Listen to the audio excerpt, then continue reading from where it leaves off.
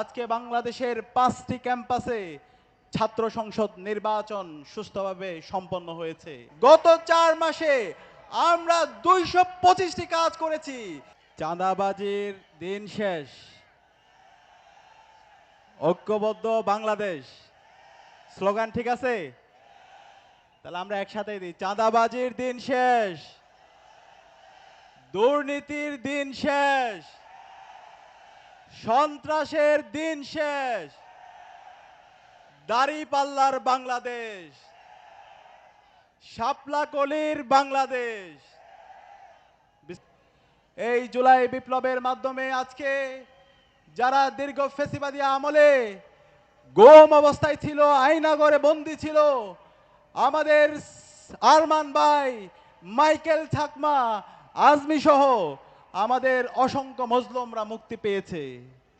এবং এই জুলাই বিপ্লবের মাধ্যমে আজকে বাংলাদেশের 5টি ক্যাম্পাসে ছাত্র সংসদ নির্বাচন সুষ্ঠুভাবে সম্পন্ন হয়েছে এবং প্রতিটি ক্যাম্পাসে ইনসাফের যারা প্রতিনিধিরা আছে তারা ব্যাপক ব্যবধানে বিজয়ী হয়েছে।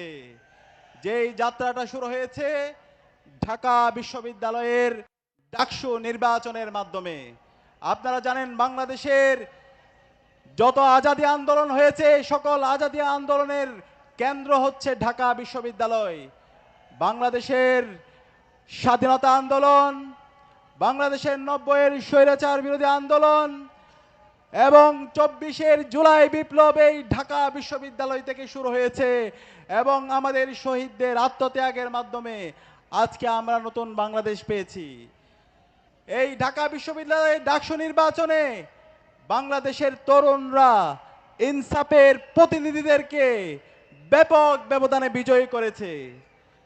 আমরা নির্বাচিত হওয়ার পরে 4 মাস জুড়ে দেখিয়েছি কিভাবে ছাত্র সমাজের জন্য কাজ করতে হয়।